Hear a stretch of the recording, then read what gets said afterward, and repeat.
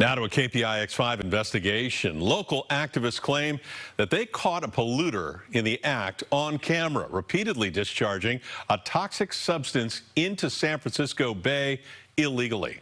Andrea Borba has been digging into this and joins us live now from Benicia with tonight's original report. Andrea, what have you uncovered? Well, Ken and Elizabeth, I'm standing above a terminal at the port of Benicia that stores and exports petroleum coke. That is a byproduct of oil refining. Neighbors around here have been complaining for years that they are breathing toxic dust from pet coke. Now they say they have proof there's a serious problem.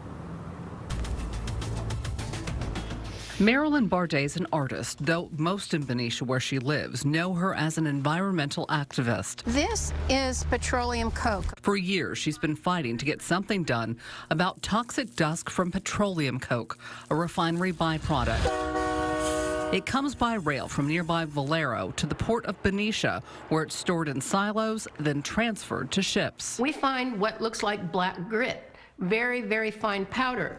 Gosh.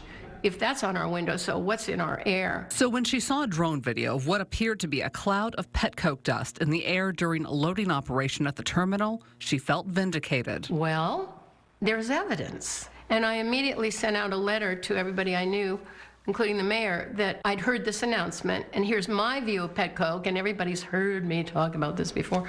We get out here as often as we can, and we see some sort of exposure event almost every time we are out here.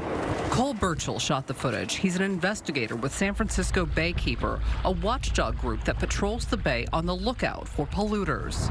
Using the nonprofit's newest investigative tool, a drone, Cole's been gathering evidence of what appears to be current pet coke discharges at the port. One of the biggest issues that we've been seeing is called overspray, which is essentially when the loading crane from the facility, as it's going into the bulk carrier vessels, will spray the pet coke out over the ship and produce this aerial plume that is then deposited into the water next to the ship and throughout the Carquinez Strait. Pet coke dust contains fine particulate matter that in the air can cause serious health impacts like asthma and heart disease. The heavy metals in pet coke can also be harmful in the water to fish and birds. So Baykeeper has filed a notice of intent to file a citizen suit against the port for violations of the Clean Water Act. What we're seeing is mishandling of pet coke in the loading operation of these vessels. And as a result, not only are we getting airborne contamination, but we're also getting contamination in the water. We reached out to Amports, the owner of the port of Benicia, for comment, but got no response and an unfriendly welcome. You're not allowed to film down here. Don't touch my camera. VALERO also never returned our calls. The Air District allows the refinery to handle 2 million tons of pet coke a year through the Amports terminal. So it's the residual, sort of what's scraped out of the tank, as you will. Ted Nace researches crude oil supply chains. He says VALERO and several other Bay Area refineries have been upgraded to handle heavier crude that produces more pet coke.